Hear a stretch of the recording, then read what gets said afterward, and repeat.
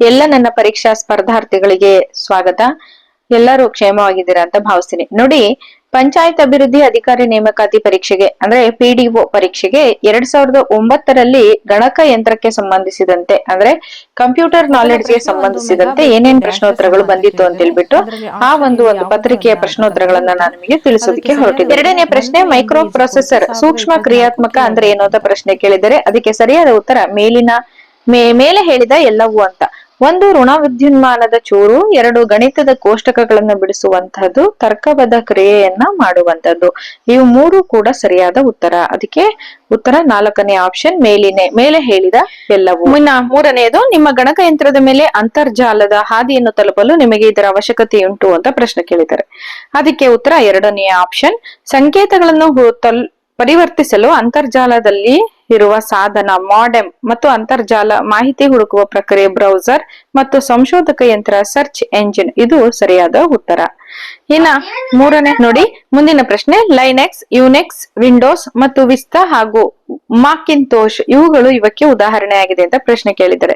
ಉತ್ತರ ಕಾರ್ಯಾಚರಣೆ ವ್ಯವಸ್ಥೆಗೆ, ಆಪರೇಟಿಂಗ್ ಸಿಸ್ಟಮ್ಗೆ ಅಂತಕ್ಕಂಥದ್ದು ಉತ್ತರ ಆಪ್ಷನ್ 3ನೇದು. ಇಲ್ಲಿ ನೋಡಿ, ಇದೇನಪ್ಪಾ ಕನ್ನಡದಲ್ಲಿ ಈ ರೀತಿಯಾಗಿದೆ ಅಂತ ಹೇಳಿ ದಯವಿಟ್ಟು ಭಯ ಪಡ್ಬೇಡಿ.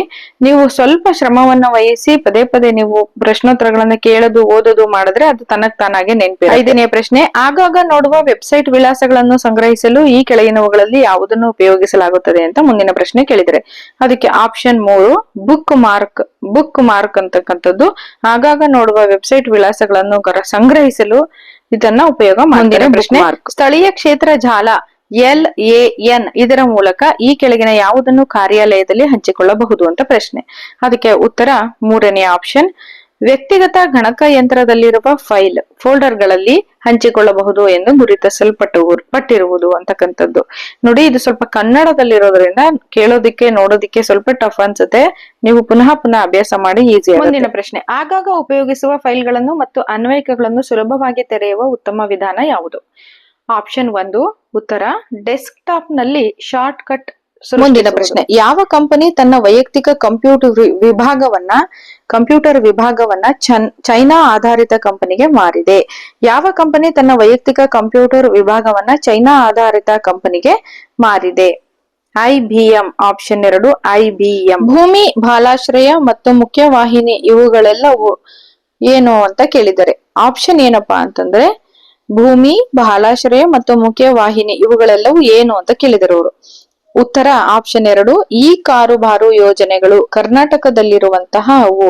ಈ ಕಾರುಬಾರು ಯೋಜನೆಗಳು ಕರ್ನಾಟಕದಲ್ಲಿರುವಂತಹವು ಅಂತಕ್ಕಂಥದ್ದು ಉತ್ತರ. ನೋಡಿ, raja@yahoo.com ಮತ್ತು raja@gmail.com ಇವುಗಳು ಏನು ಅಂತ ಪ್ರಶ್ನೆ ಕೇಳಿದರೆ ಅದಕ್ಕೆ ಸರಿಯಾದ ಉತ್ತರ 2ನೇ ಆಪ್ಷನ್. ಇಮೇಲ್ ಸೇವೆ ನೀಡುವ ಸಂಸ್ಥೆಗಳು ಉಚಿತವಾಗಿ ಆರಂಭಿಸಿರುವ ಐಡಿಗಳು, ಒಬ್ಬರಿಗೇನೆ ಸಂಬಂಧಿಸದೇ ಇರುವುದು ಅಂತಕ್ಕಂಥದ್ದು ಸರಿಯಾದ ಉತ್ತರ. ಇನ್ನು ಮುಂದಿನ ಪ್ರಶ್ನೆ, ನೀವು ಒಂದು ಇಮೇಲ್ ಐಡಿಯಿಂದ ಅನುಪಯುಕ್ತ ಮೇಲ್ ಬಹಳ ಬರುತ್ತಿದ್ದರೆ ನೀವು ಸುಲಭವಾಗಿ ಇದರಿಂದ ಮುಕ್ತರಾಗಲು ಏನು ಮಾಡಬೇಕು ಅಂತ ಪ್ರಶ್ನೆ ಕೇಳಿದರೆ ಅದಕ್ಕೆ ಉತ್ತರ ಆಪ್ಷನ್ 1 ಮೇಲ್ ಕಳಿಸುವವರ ಐಡಿಯನ್ನು ಬ್ಲಾಕ್ಡ್ ಸೆಂಡರ್ಸ್ ಲಿಸ್ಟ್ಗೆ ಸೇರಿಸಿ. ಪ್ರಶ್ನೆ, ನೀವು ಒಂದು ಇಮೇಲ್ ಐಡಿಯಿಂದ ಅನುಪಯುಕ್ತ ಇಮೇಲ್ ಗಳನ್ನ ಬಹಳ ಬರುತ್ತಾ ಇದ್ರೆ ನೀವು ಸುಲಭವಾಗಿ ಇದರಿಂದ ಮುಕ್ತರಾಗೋದಕ್ಕೆ ಏನ್ ಮಾಡ್ತೀರಾ ಅಂತ. ಅದಕ್ಕೆ ಉತ್ತರ ಮೇಲ್ ಕಳುಹಿಸುವವರ ಐಡಿಯನ್ನ ಬ್ಲಾಕೆಡ್ ಸಸ್ಪೆಂಡ್ ಲಿಸ್ಟ್ ಗೆ ಸೇರಿಸಿ. ನೋಡಿ, ನೀವು 10 ಜನರಿಗೆ ಒಂದು ಮೇಲ್ ಶೀಘ್ರವಾಗಿ ಕಳಿಸಬೇಕಾಗಿದ್ದು ಅದರಲ್ಲಿ ಒಬ್ಬರ ವಿಳಾಸ ಇನ್ನೊಬ್ಬರಿಗೆ ತಿಳಿಯಬೇಕೆಂದರೆ ಹೀಗೆ ಮಾಡಬೇಕು. ಇದು ಪ್ರಶ್ನೆ. ಉತ್ತರ 3ನೇ ಆಪ್ಷನ್. ನಿಮಗೆ ನೀವೇ ಒಂದು ಇಮೇಲ್ ಕಳುಹಿಸಿಕೊಂಡು 10 ಜನರಿಗೆ BCC ಹಾಕಿರಿ.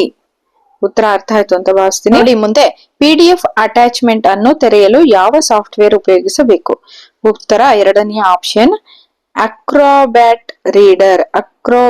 ರೀಡರ್. ಮುಂದೆ ನೋಡಿ, ಯಾವಾಗ ನಾವು ಇತರರಿಗೆ ಕಳುಹಿಸಿದ ಇಮೇಲ್ ಬೌನ್ಸ್ ಆಗುತ್ತದೆ? ಇದು ಪ್ರಶ್ನೆ. ಉತ್ತರ ಮೇಲಿನ ಎಲ್ಲವೂ ಹೌದು ಅಂತ ಉತ್ತರ ಅಂತ. ಏನು ಮೇಲಿನ ಎಲ್ಲವೂ ಹೌದು ಅಂದ್ರೆ ಇಮೇಲ್ ವಿಳಾಸ ಸರಿ ಇಲ್ಲದಿದ್ದಾಗ, ಸ್ವೀಕರಿಸುವವರ ಇಮೇಲ್ ಬಾಕ್ಸ್ ತುಂಬಿರುವಾಗ, ಸ್ವೀಕರಿಸುವವರ ಮೇಲ್ ಸರ್ವರ್ ಕೆಲಸ ಮಾಡದಿರುವಾಗ. ಇದಿಷ್ಟು ಸರಿ ಅಂತ. ಪ್ರಶ್ನೆ ಏನು? ಯಾವಾಗ ನಾವು ಇತರರಿಗೆ ಕಳಿಸಿದ ಇಮೇಲ್ ಬೌನ್ಸ್ ಆಗುತ್ತದೆ. ನೋಡಿ, ವರ್ಡ್ ಡಾಕ್ಯುಮೆಂಟ್ ನಲ್ಲಿ ಕಡತವನ್ನ ಬೆರಳಚ್ಚು ಮಾಡುವಾಗ ಕೆಂಪು ಗೆರೆ ಕಂಡರೆ ನೀವು ಏನ್ ಮಾಡ್ಬೇಕು, ಏನದು ಅಂತ ಪರೀಕ್ಷೆ ಮಾಡ್ಬೇಕು ಅಂತ ಪ್ರಶ್ನೆ ಕೇಳಿದರೆ ಅದಕ್ಕೆ ಅವಾಗ ನಾವು ಆಪ್ಷನ್ ಏನು ಅಂದ್ರೆ ಕಾಗುಣಿತವನ್ನ ಪರೀಕ್ಷಿಸಿ. ಕೆಂಪು ಗೆರೆ ನಾವು ಟೈಪ್ ಮಾಡಿದಾಗ ಕೆಂಪು ಗೆರೆ ಕೆಳಗಡೆ ಬಂದಿರುತ್ತಲ್ಲ, ಅದಕ್ಕೆ ನಾವು ಏನ್ ಆಪ್ಷನ್ ಕಾಗುಣಿತ ಮಿಸ್ಟೇಕ್ ಇದೆ, ಸ್ಪೆಲ್ಲಿಂಗ್ ಮಿಸ್ಟೇಕ್ ಇದೆ ಅಂತ ಕಾಗುಣಿತ ಪರೀಕ್ಷಿಸಿ. ನೋಡಿ ಮುಂದಿನ ಪ್ರಶ್ನೆ, ದೊಡ್ಡದಾದ ಡಾಕ್ಯುಮೆಂಟ್ ಅನ್ನು ಟೈಪ್ ಮಾಡಿದ ನಂತರ ನೀವು ನಡುವಿನ ಒಂದು ಪದವನ್ನು ಶೀಘ್ರವಾಗಿ ನೋಡಲು ಅಥವಾ ಹುಡುಕಲು ನೀವು ಈ ಕೀಲಿಗಳನ್ನು ಉಪಯೋಗಿಸಬೇಕು. ಇದು ಪ್ರಶ್ನೆ. ಅದಕ್ಕೆ ಸರಿಯಾದ ಉತ್ತರ ಆಪ್ಷನ್ 2, Ctrl+F ಕೀ ಒತ್ತಬೇಕು. Ctrl+F ಕೀ ಒತ್ತಿದರೆ ನಾವು ದೊಡ್ಡದಾದ ಡಾಕ್ಯುಮೆಂಟ್ ಅನ್ನ ಟೈಪ್ ಮಾಡಿದ ನಂತರ ನಾವು ಅದ್ರ ಮಧ್ಯೆ ಒಂದು ಪದವನ್ನ ತಕ್ಷಣ ಹುಡುಕಬೇಕು ಅಂತಂದ್ರೆ Ctrl+F ಕೀ ಒತ್ತಬೇಕು. ನೋಡಿ ಮುಂದಿನ ಪ್ರಶ್ನೆ, ವರ್ಡ್ ಡಾಕ್ಯುಮೆಂಟ್ ನಲ್ಲಿ ಯಾವ ತರಹದ ವಸ್ತುಗಳನ್ನು ಅಳವಡಿಸಬಹುದು ಅಂತ ಕೇಳಿದರೆ ಅದಕ್ಕೆ ಆಪ್ಷನ್ 4ನೇದು ಬಿ ಮತ್ತು ಸಿ ಅಂತ ಕೊಟ್ಟಿದ್ದಾರೆ. ಎರಡನೇದೇನು, ಬಿ ಅಂದ್ರೆ ಚಿತ್ರಗಳು, ಚಿಹ್ನೆಗಳು, ಸಂಕೇತಗಳು. ಸಿ ಅಂದ್ರೆ ಚಾರ್ಟ್ ಮತ್ತು ಪಟ್ಟಿ, ಕೋಷ್ಟಕಗಳು. ಇವುಗಳನ್ನ ವರ್ಡ್ ಡಾಕ್ಯುಮೆಂಟ್ ನಲ್ಲಿ ನಾವು ವಸ್ತುಗಳನ್ನ ಅಳವಡಿಸಬಹುದು. ಮುಂದಿನ ಪ್ರಶ್ನೆ, ವರ್ಡ್ ಅಪ್ಲಿಕೇಶನ್ ಇಂದ ಡಾಕ್ಯುಮೆಂಟ್ ಅನ್ನು ಇಮೇಲ್ ಮಾಡಬೇಕಾದಲ್ಲಿ ಏನು ಮಾಡಬೇಕು ಅಂತ ಪ್ರಶ್ನೆ. ಅದಕ್ಕೆ ಸರಿಯಾದ ಉತ್ತರ, ಫೈಲ್ಗೆ ಹೋಗಿ ಸೆಂಡ್ ಟು ಮೇಲ್ ರೆಸಿಪಿಯೆಂಟ್ ಮಾಡಿರಿ. ಅಂದ್ರೆ ವರ್ಡ್ ಅಪ್ಲಿಕೇಶನ್ ಇಂದ ಡಾಕ್ಯುಮೆಂಟ್ ಅನ್ನ ಇಮೇಲ್ ಮಾಡ್ಕೋಬೇಕು ಅಂದ್ರೆ ಏನ್ ಮಾಡ್ಬೇಕು ಅಂತ ಕೇಳಿದರೆ ಮೊದಲನೇ ಆಪ್ಷನ್ ಫೈಲ್ಗೆ ಹೋಗ್ಬೇಕು, ಸೆಂಡ್ ಟು ಕೊಡ್ಬೇಕು, ಮೇಲ್ ರೆಸಿಪಿಯೆಂಟ್ ಮಾಡ್ಬೇಕು. ಇದು ಸರಿಯಾದ ಉತ್ತರ. ಮುಂದಿನ ಪ್ರಶ್ನೆ, ಸ್ಪ್ರೆಡ್ ಶೀಟ್ ನ 7 ಮತ್ತು 8ನೇ ಸಾಲಿನ ನಡುವೆ ಮತ್ತೊಂದು ಸಾಲನ್ನು ಸೇರಿಸಿದಾಗ ಏನಾಗುತ್ತದೆ ಅಂತ ಕೇಳಿದರೆ ಅದಕ್ಕೆ ಸರಿಯಾದ ಉತ್ತರ 4ನೇ ಆಪ್ಷನ್ 8ನೇ ಸಾಲು ಆಗಿರುತ್ತದೆ. ಸ್ಪ್ರೆಡ್ ಶೀಟ್ ನಲ್ಲಿ 7 ಮತ್ತು 8ನೇ ಸಾಲಿನ ನಡುವೆ ಮತ್ತೊಂದು ಸಾಲನ್ನು ಸೇರಿಸಿದರೆ ಅದು ಯಾವ ಸಾಲಾಗಿರುತ್ತದೆ ಅಂತ ಕೇಳಿದರೆ ಅದು 8ನೆಯ ಸಾಲು ಆಗಿ. ನೋಡಿ ಮುಂದಿನ ಪ್ರಶ್ನೆ, 75% ಎಂಬುದನ್ನ A5 ಸೆಲ್ ನಲ್ಲಿ ನಮೂದಿಸಲು ನೀವು ಮಾಡಬೇಕಾದದ್ದು ಏನು ಅಂತ ಪ್ರಶ್ನೆ ಕೇಳಿದರೆ ಅದಕ್ಕೆ ಸರಿಯಾದ ಆಪ್ಷನ್ 3, A5 ನಲ್ಲಿ 0.75 ಅಂತ ಟೈಪ್ ಮಾಡಿ ನಂತರ ಪರ್ಸೆಂಟೇಜ್ ಚಿಹ್ನೆ ಒತ್ತಬೇಕು ಅಂತಕ್ಕಂಥದ್ದು ಸರಿಯಾದ ಉತ್ತರ. ಅರ್ಥ ಆಯ್ತು ಅಂತ ಭಾವಿಸ್ತೀನಿ. ಮುಂದಿನದು AI ಸೆಲ್ ನಲ್ಲಿ ಜನವರಿ 15 ಎಂದು ಟೈಪ್ ಮಾಡಿ A5 ವರೆಗೆ ಎಳೆದಾಗ ನಿಮಗೆ ಇದು ಸಿಗುತ್ತದೆ. ಏನು ಸಿಗುತ್ತದೆ ಅಂತ ಪ್ರಶ್ನೆ ಕೇಳಿದ್ರೆ ಅದಕ್ಕೆ ಸರಿಯಾದ ಉತ್ತರ ಮೊದಲನೇ ಆಪ್ಷನ್ ಜನವರಿ 15, ಫೆಬ್ರವರಿ 15, ಮಾರ್ಚ್ 15, ಏಪ್ರಿಲ್ 15, ಮೇ 15 ಇಷ್ಟು ಸಿಗುತ್ತೆ ನಿಮಗೆ. A1 ಸೆಲ್ ನಲ್ಲಿ ಜನವರಿ 15 ಎಂದು ಟೈಪ್ ಮಾಡಿ A5 ವರೆಗೆ ನಿಮಗೆ ಎಳ್ಕೊಂಡು ಹೋದ್ರೆ ನಿಮ್ಗೆ ಏನ್ ಸಿಗುತ್ತೆ ಅಂದ್ರೆ ಇಷ್ಟು ಮಾಹಿತಿ ಸಿಗುತ್ತೆ ಅಂತ. ಮುಂದಿನ ಪ್ರಶ್ನೆ, ಶೀಘ್ರವಾಗಿ ಒಂದು ಸಾಲಿನ ಕಾಲಂನ ಸಂಖ್ಯೆಗಳ ಮೊತ್ತವನ್ನು ಪಡೆಯಲು ಕಾಲಂ ಕೆಳಗಿರುವ ಸೆಲ್ ಅನ್ನು ಒತ್ತಿದ ನಂತರ ಏನು ಮಾಡಬೇಕು ಅಂತ ಪ್ರಶ್ನೆ ಕೇಳಿದರೆ ಸರಿಯಾದ ಉತ್ತರ 3ನೇ ಆಪ್ಷನ್ ಸ್ಟ್ಯಾಂಡರ್ಡ್ ಟೂಲ್ ಬಾರ್ ನಲ್ಲಿರುವ ಆಟೋ ಸಮ್ ಒತ್ತಿ ನಂತರ ಎಂಟರ್ ಒತ್ತಬೇಕು. ಸ್ಟ್ಯಾಂಡರ್ಡ್ ಟೂಲ್ ಬಾರ್ ನಲ್ಲಿರುವ ಆಟೋ ಸಮ್ ಅನ್ನ ಒತ್ತಿ ನಂತರ ಎಂಟರ್ ಒತ್ತಿದ್ರೆ ನಮಗೆ ಶೀಘ್ರವಾಗಿ ಒಂದು ಸಾಲಿನ ಕಾಲಂನ ಸಂಖ್ಯೆಗಳ ಮೊತ್ತ ಟೋಟಲ್ ಎಷ್ಟಾಯ್ತು ಅಂತ ಹೇಳಿ ಪಡೆಯೋದಕ್ಕೆ ಸಹಾಯ. ಮುಂದಿನ ಪ್ರಶ್ನೆ, A6 ಸೆಲ್ ನಲ್ಲಿ ಪೂರ್ಣ ಸಂಬಳವಿದ್ದು B6 ನಲ್ಲಿ ಕಡಿತಗಳಿದ್ದು C6 ನಲ್ಲಿ ನಿವ್ವಳ ಸಂಬಳ ಪಡೆಯಲು C6 ನಲ್ಲಿ ಯಾವ ಫಾರ್ಮುಲಾವನ್ನ ಟೈಪ್ ಮಾಡಬೇಕು ಅಂತ ಪ್ರಶ್ನೆಯನ್ನ ಕೇಳಿದರೆ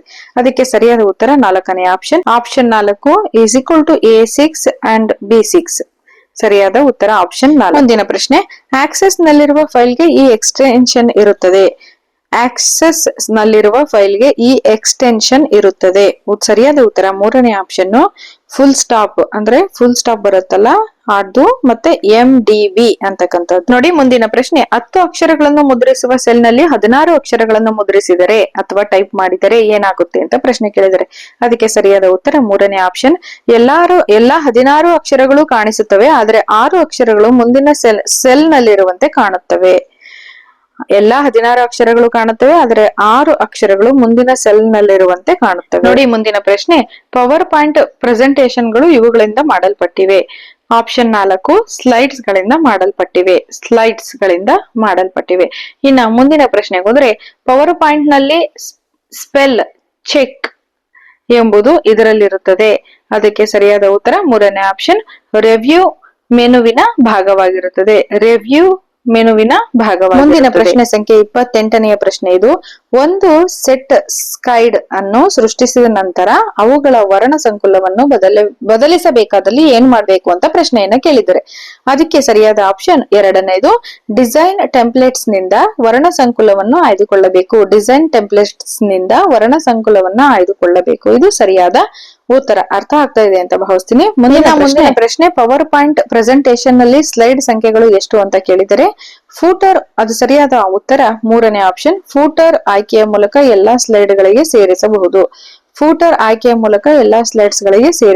ನೋಡಿ ಕೊನೆಯ ಪ್ರಶ್ನೆ 30ನೇದು ಪೇಸ್ಟ್ ಮತ್ತು ಪೇಸ್ಟ್ ಸ್ಪೆಷಲ್ ನ ವ್ಯತ್ಯಾಸ ಏನು ಅಂತ ಕೇಳಿದ್ದಾರೆ ಅದಕ್ಕೆ ಸರಿಯಾದ ಉತ್ತರ ಆಪ್ಷನ್ 2 ಪೇಸ್ಟ್ ಅನ್ನು ಸಮ ಪ್ರಮಾಣದ ಪದಗಳನ್ನು ಕಾಪಿ ಮಾಡಲು ಉಪಯೋಗಿಸಬಹುದು, ಆದರೆ ಪೇಸ್ಟ್ ಸ್ಪೆಷಲ್ ಅನ್ನ ಪೂರ್ಣವಾಗಿ ಅದರ ರೂಪವನ್ನ ಬದಲಿಸಲು ಉಪಯೋಗಿಸಬಹುದು ಅಂತಕ್ಕಂಥದ್ದು ಸರಿಯಾದ ಉತ್ತರ ಆಪ್ಷನ್ 2. ನೋಡಿ, ನಿಮ್ಮ ಅಮೂಲ್ಯವಾದ ಸಮಯವನ್ನ ಕೊಟ್ಟು ಇಷ್ಟೊತ್ತು ನೋಡೋದಕ್ಕೆ ಸ್ವಲ್ಪನಾದ್ರೂ ನಾಲೆಡ್ಜ್ ಬಂತು ನಿಮಗೆ ಅಂತ ಭಾವಿಸ್ತಾ ಇದ್ದೀನಿ. ಧನ್ಯವಾದಗಳು. ಒಳ್ಳೆ ಒಳ್ಳೆ ವಿಚಾರಗಳನ್ನ ಸ್ನೇಹಿತರೊಂದಿಗೆ ಹಂಚ್ಕೊಳ್ಳಿ. ದಯವಿಟ್ಟು ಸಬ್ಸ್ಕ್ರೈಬ್ ಆಗಿಲ್ಲ ಅಂದ್ರೆ ನನ್ನ ಚಾನಲ್ಗೆ ಸಬ್ಸ್ಕ್ರೈಬ್ ಆಗಿ. ಮುಂದಿನ ವಿಡಿಯೋದಲ್ಲಿ ಕಂಪ್ಯೂಟರ್ ಬಿಟ್ಟು ಇನ್ನ ಬೇರೆ ಕ್ವಶನ್ ಆನ್ಸರ್ಸ್ ಅನ್ನ ನಾನು ನಿಮಗೆ ಹಾಕ್ತೀನಿ. Thank you so much.